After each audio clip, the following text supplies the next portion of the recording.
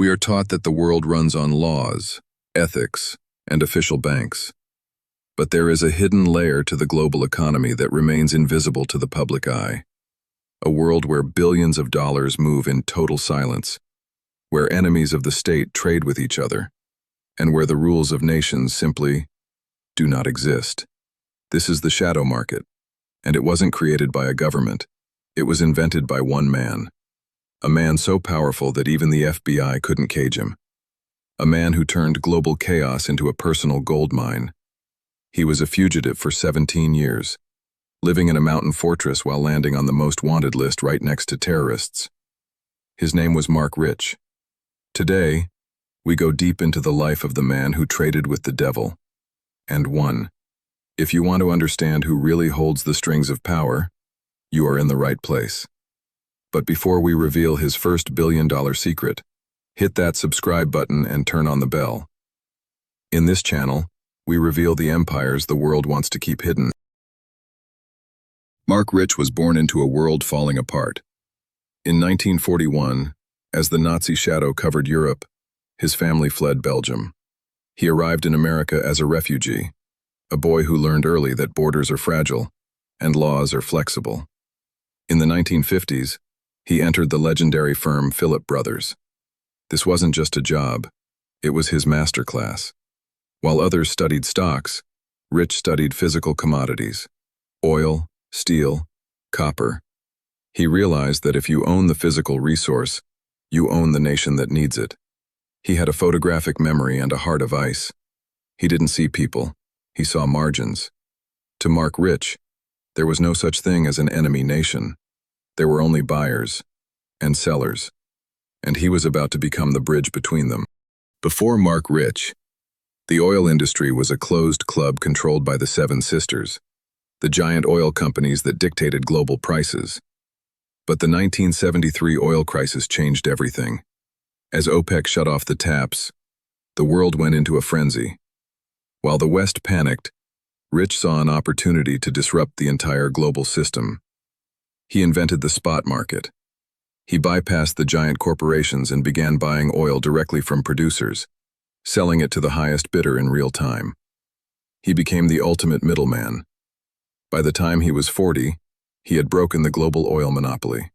This kind of power is dangerous. If you think Marc Rich was a genius for this move, let me know in the comments. But wait, until you see who he started trading with next. In 1979, the world watched in horror as American diplomats were taken hostage in Tehran. The U.S. government declared Iran an enemy and banned all trade. For any other businessman, this was the end. For Marc Rich, it was a payday. While the U.S. was in a standoff with Iran, Rich was secretly shipping their oil through the shadow market. He did the same with Apartheid South Africa, supplying them with the fuel they needed to survive international sanctions. He didn't care about the morality of his partners. He was trading with the devil to build a throne of gold. But oil wasn't his only currency. To stay untouchable, Marc Rich traded in something far more valuable: information. While the world saw a tax evader, international intelligence agencies saw a golden asset. It is widely reported that Rich maintained a deep, clandestine relationship with the Mossad, Israel's secret service. He provided logistics for sensitive operations and moved funds where governments couldn't reach. He made himself a ghost in the machinery of global espionage. When the FBI came knocking on international doors, they often found those doors locked from the inside by local intelligence agencies protecting their source. Rich understood the ultimate rule of the shadow market. If you know everyone's secrets, no one can afford to let you fall. But the U.S. government was finally catching on. A young, hungry prosecutor named Rudolph Giuliani was building a case that would shock the world. He wasn't looking for a simple fine, he was looking for blood. Giuliani hit Rich with 65 counts of wire fraud, racketeering, and trading with the enemy. The trap was set.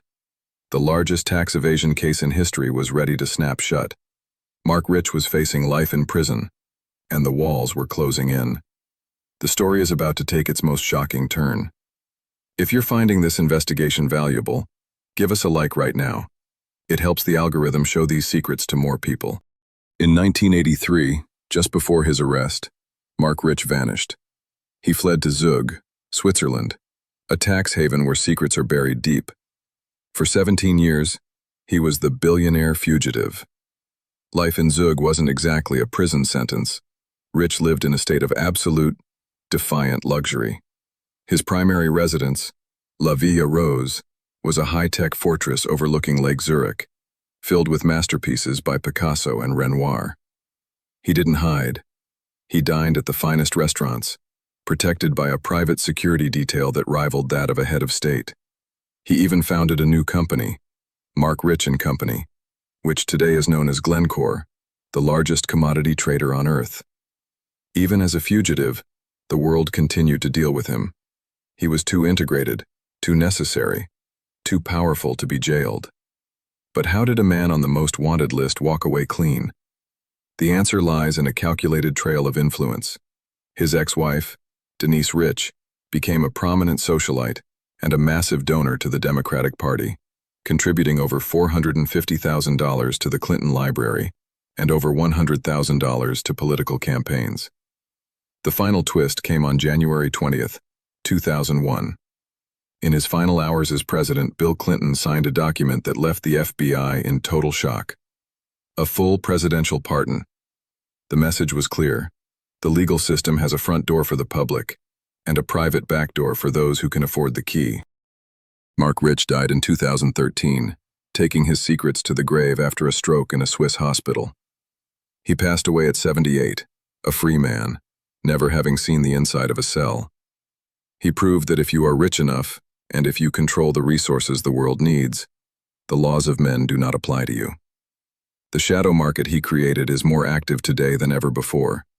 He changed how money moves, and his legacy is built into the very foundation of modern global trade. You now know the truth about the man who traded with the devil, but he is just one of many. If you want to see who else is hiding in the shadows, you must be part of our empire. Subscribe now. Watch our investigation into the Medicis if you haven't already. And tell us, did Marc Rich deserve that pardon? We'll be reading your comments. Thanks for watching.